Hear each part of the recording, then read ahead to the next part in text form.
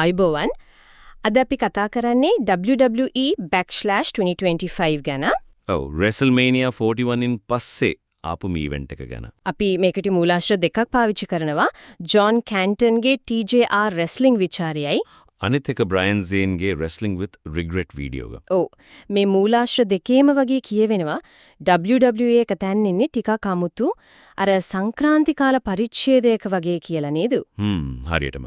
WrestleMania එකකින් පස්සේ කතාන්තරේ යන විදිහ ගැන පොඩි ප්‍රශ්නාර්ථයක් තියෙන තැනක් වගේ. අපි බලු ඉතින් ප්‍රධාන තරංග අලුත් අයගේ ඒම් විශේෂයෙන්ම අර ලොකුම කතාබහට ලක්වුණු ජොන් සීනාගේ හීල් ටර්න් එක ගැන. ඔව් සීනාගේ දුෂ්ට හැරීම. කොහොමද මේ ඉවෙන්ට් එක ගැන මූලාශ්‍රවල සමස්ත අදහස? දෙකෙන්ම කියන්නේ මේක එහෙම ලොකෝට මතක හිටින එකක් නෙවෙයි. ජේන්ස් නම් කිව්වේ වගේ කියලා. එච්චර හොඳ නෑ කියන එකනේ. ඔව්. ඒත් WWE කතාවේ දිශාවට බලපාන වැදගත් දේවල් කීපයක් වුණු තැනක් කියලාත් කියනවා. හරි, එහෙනම් අපි යමුකෝ තරංග පැත්තට. US ශූරතාවයට සිව්කෝන් තරංගයක් තිද්දා. ජැකබ් ෆාටු දිනුවේ මෙතන විශේෂ දෙයක් වුණා නේද? අර ජෙෆ් කොබ්ගේ පැමිණීම. අන්න හරි. එයා WWE වලට ආපු එක සෝලෝ සිකුවා එක එකතු වෙලා ෆාටුට උදව් කළා. ඒත් ෆාටු ලේකට කැමැති උනේ නෑ වගේ නේද පෙන්නුවේ. කැන්ටන්ගේ ਵਿਚාරය එහෙම තිබුණා මම හිතන්නේ. කැන්ටන් කියනවා ඒ අවිනිශ්චිත භාවය නිසා ෆාටු සමහර වෙලට ඉස්සරහට බේබි ෆේස් එකේන වීර චරිතයක් වෙන්නත් පුළුවන් කියලා. ඒකත් එක්කම මැකින්ටායර් ප්‍රීස්ට් දෙන්නව මේස වලින් එළියට දැම්මා. ඒවත් සටනට පොඩි නාටකීය බවක් එකතු කළා. හරි. ඊළඟට කාන්තා අන්තර් මහද්වීපික ශූරතාවලිය ලයිරා වෝල්කරියා දිනුවේ. එයාගේ හිටපු උපදේශක බෙකි ලින්ච්ව පරද්දලා. කැන්ටන් නම් කියලා තිබ්බා ඒක ඉස්සෙව්වේ හොඳම තරංගයක් කියලා. ඒක ඇත්ත. ඒ ජේන් කියනවා බෙකි දැන් හීල් කෙනෙක් දුෂ්ටයෙක් වුණාට ප්‍රේක්ෂකයෝ තාම කැමති වගේ. අන්න ඒකයි. ඒක WWE එකට පොඩි අභියෝගයක් කියලායි ජේන් කියන්නේ. තරංගෙන් පස්සේ බෙකි ලයිරාට ගැහුවා නේද? ඒ කියන්නේ ඒ කතාව ඉවර නෑ. තව ඉස්සරහට යනවා. හරි. දැන් අන්තර් මහද්වීපික ශූරතාවලිය ඩොමිනික් මිස්ටීරියෝ. ඩොමිනික් දිනුවා පෙන්ටාට ඇරහිව. හැබැයි දිනුවේ අර පිටින් උදව්වක් ඇවිල්ලා නේද? එල් ග්‍රාන්ඩේ ඇමරිකානෝද මොකද්ද? ඔව් වෙස්මුණක් දාගත්තු කෙනෙක්.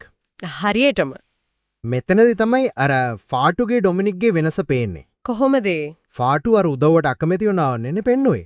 ඒ ඩොමිනික් ගානක්වත් නෑ වටේ. ඔව් එයාට ඒක ප්‍රශ්නයක් නෑ. එයාගේ හීල් චරිතය තාම ජනප්‍රියයි.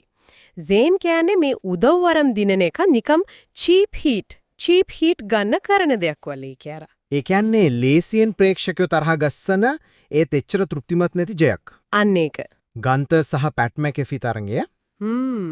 ඒක ගැන විවේචන තිබ්බලු නේද? ඔව් ජේන් නම් කිව්වා හිටපු ලෝකශූරයක් ගන්තව වගේ කෙනෙක් විස්තර විචාරකයෙක් එක්ක තරඟ කරන එක ටිකක් පහලට වැටීමක් වගේ. ඔව් fall from grace වගේ කියලා ගන්තර් දිනුවත් මැකෆී හොඳට සටන් කරපු නිසා ගන්තරේකෙන් ලොකු ලකුණක් ලැබුණේ නෑ කියලාත් කිව්වා. මයිකල් කෝල් මැදිහත් වුණා ලේ දෙතන. ඔව් ඒකට නම් හොඳ ප්‍රතිචාර තිබුණා. හරි. දැන් එමු ලොකුම එකට. ප්‍රධාන තරගය. John Cena vs Randy Orton. අවිවාදිත WWE ශූරතාවයට සීනා හීල් ඕටන් ෆේස්. ඒකත් ඕටන්ගේ ගමේ සේන්ට් ලූයිස් වලදී. මේක ඉවර වුණු විදිහට මූලාශ්‍ර දෙකම බැනලම තිබුණා. කැන්ටන් කිව්වේ absolute absurdity කියලා. ජේන් කිව්වේ memphis bullshit වගේ කියලා. ඒ කියන්නේ තර්කයක් නැති සම්පූර්ණ අවුලක් කියන එකනේ. හරියටම.